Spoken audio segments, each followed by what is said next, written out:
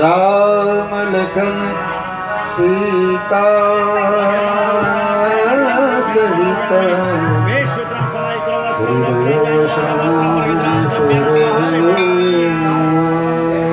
सूत्रम समायत्रम वस्त्रम लोकराजानि वालं वस्त्रम प्रगितनाम तुभ्यं समर्पयामि।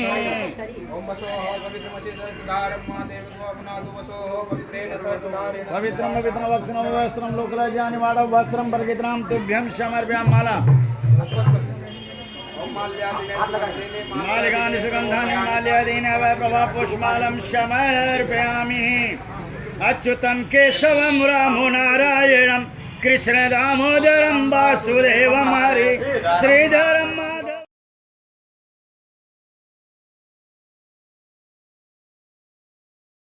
नहीं मिलेगा इसका कोई गारंटी नहीं। इसके बाद भी इस शरीर से हम चल सकेंगे कि नहीं चल सकेंगे, सुन पाएंगे कि नहीं सुन पाएंगे, खा पाएंगे कि नहीं खा पाएंगे, ये दुर्लभ चीज है। तो जितना हो सके उस परमात्मा का कृतज्ञ होना चाहिए, परमात्मा का हमेशा ऋणी होना चाहिए कि प्रभु आपने जो कुछ भी हमें दिया है बहुत सुंदर दिया है। सब माँ कुंती ने भगवान से बहुत वंदना की कि प्रभु हमारे बच्चों की रक्षा किए, हमारे राज की रक्षा किए, हमारी हर विपत्तियों में आपने मेरा साथ दिया। तो हम तो यही जानते हैं कि विपत्ति ही अच्छी है।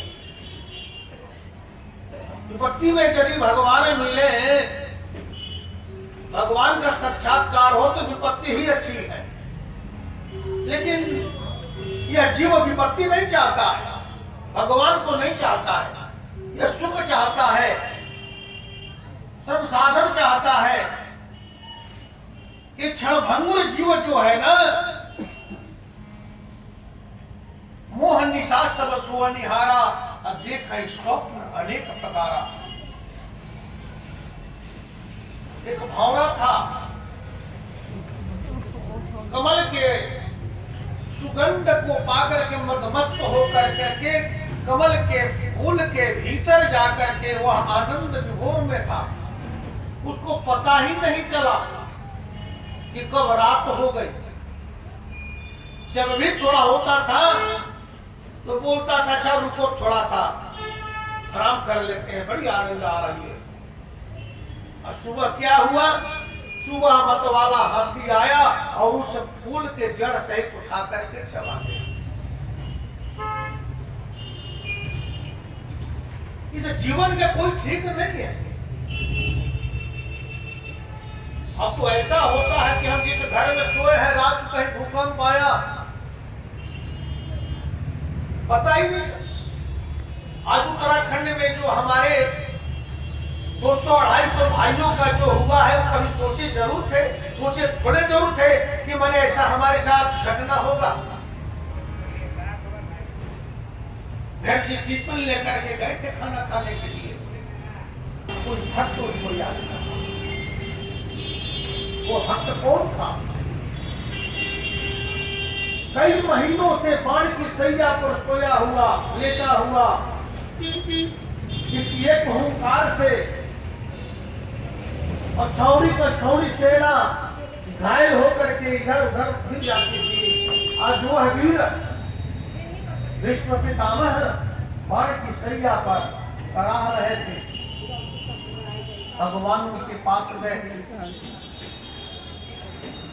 विश्व पितामह भगवान को हाथ जोड़ करके प्रार्थना किए और भगवान कृष्ण भी उनको प्रार्थना की। बोले प्रभु मैं आपका ऋण हूं। भगवान ने कहा मैं आपका कैसे ऋण हो सकता हूं, आप ऐसा क्यों बोल रहे हो? बोले कि प्रभु जी आपको युद्ध नहीं करना था, अपने प्रण किया था कि हम युद्ध नहीं करेंगे, लेकिन हुआ यह था कि महाभारत का 8 दिन बीत गया था, सायंकाल का समय हो गया था।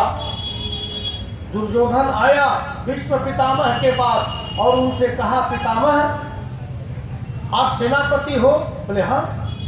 इसमें कोई संदेह है क्या? बोले नहीं संदेह। हस्तिनापुर के हो कि पांडवों के सेनापति हो? बोले मैं कौरवों का सेनापति हूँ, हस्तिनापुर का सेनापति हूँ। इसमें कोई संदेह है क्या? बोले हाँ संदेह है ना। आपके जैसे वीर सेनापति और 8 दिन आज युद्ध हो गया और एक भी कोई महारथी नहीं गिरा। इसका कारण यह है कि आप पांडवों के तरफ से पक्षपात करते हो। विश्व पितामह ने कहा, देखो दुर्योधन बाध्य मत करो, मैं हस्तिनापुर के सल्तनत की रक्षा के लिए आज तुम हमें आरोप लगा रहे हो। दुर्योधन ने कहा तो मैं क्या करूं, 8 दिन हो गया कोई महारथी नहीं गिरा। बोले ठीक है, कल कोई महारथी गिर जाएगा। भीष्म पितामह प्रतिज्ञा कर लिए। उस कुरुक्षेत्र में उन्होंने तपस्या प्रतिज्ञा कर ली कि कल जो है कि नहीं इस युद्ध भूमि में कोई महारथी गिरेगा। इसके बाद भी तुम सोए हो? बोले हाँ। बोले क्यों? बोले कि आप हो ना, जत्र जोगेश्वर कृष्णो जत्र पार्थो धनुर्धर तत्र श्री विजयोर भूतिर ध्रुवा नेतिर्मतीर ममा। क्या प्रभु आप हो? हमें क्या चिंता करना है, मेरी रक्षा तो आपको करना है। भगवान बोले बेटा सो जा। वहां से जब निकले तो द्रौपदी मिल गई रास्ते में। बोले भैया कहाँ थे आप? बोले कि मैं तो घूम रहा था। बोले कि मेरी प्राण जा रही, आप घूम रहे हो? बोले तो मैं क्या करूं, आपको पता है क्या? बोले क्या? बोले भीष्म पितामह प्रतिज्ञा की है, बोले करने दो।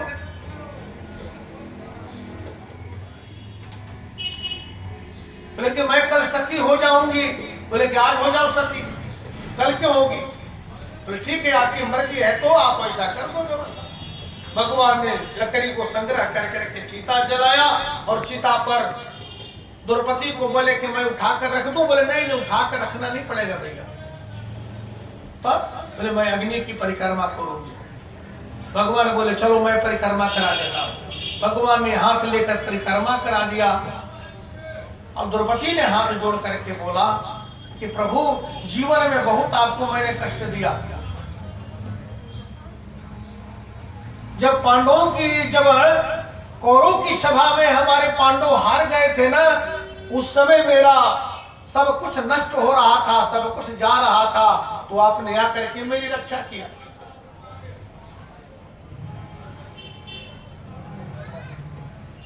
जब दुर्वासा ऋषि हमारे यहाँ पहुंच गए और बोले मेरे खाने के बाद कि मैं 10,000 शिष्यों के साथ आया हूं, मेरे भोजन की व्यवस्था करो, उस समय आप ही आकर के रक्षा किए प्रभु।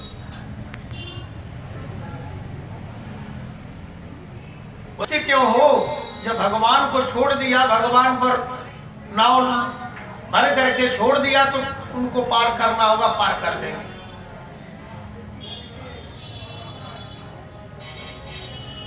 भगवान कृष्ण थोड़ी दूर बैठ गए। बोले देखो वो सामने जो शिविर दिखाई दे रहा है ना, वो भीष्म पितामह का है और 3 बज गया है। भीष्म पितामह स्नान ध्यान कर करके ध्यान लगा करके बैठे हुए हैं।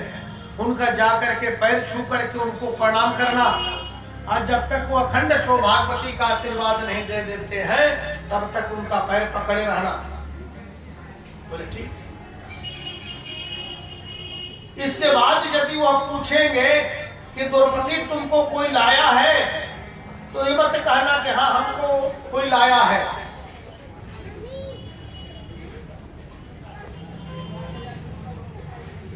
मां द्रौपदी गई भीष्म पितामह के पास और भीष्म पितामह के पैर पकड़ करके उन्होंने प्रणाम किया। भीष्म पितामह अखंड सौभाग्यवती भव, अखंड सौभाग्यवती भव, अखंड सौभाग्यवती भव। ये 3 बार जब बोले तो द्रौपदी ने हाथ जोड़ करके बोला, पितामह कल जो आपने प्रतिज्ञा किया था, आज आशीर्वाद तो फलित हो गया ना, आज का आशीर्वाद हमें मिलेगा। बोले द्रौपदी तुम? बोले हाँ। क्यों मैं नहीं आ सकती क्या? बोले नहीं, आने के लिए कोई माना नहीं है, लेकिन तुमको कोई लाया है? बोले नहीं, मुझको कोई नहीं लाया। नहीं, किसी को तो साथ में तुम लेकर के आई होगी, अकेले थोड़ी आई होगी। बोले हाँ, मेरे साथ एक मेरी दासी आई है, एक दासी मेरी आई है। भीष्म पितामह ने कहा उस दासी का मेरा साक्षात्कार करा दो, मैं उस दासी का दर्शन करना चाहता हूं, मैं उस दासी का दर्शन करना चाहता हूं। द्रौपदी तो पड़ गई चक्कर में।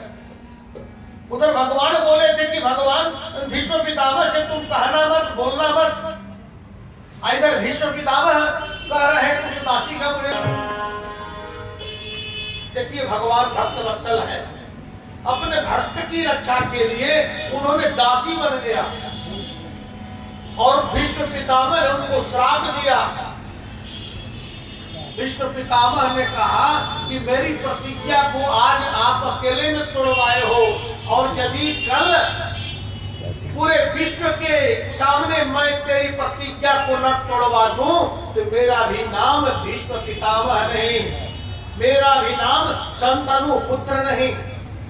कल यदि मैं आपसे अस्त्र न गहवा दूं, अस्त्र न उठवा दूं तो मेरा भी शंतनु पुत्र नाम नहीं, गंगा पुत्र मेरा नाम नहीं।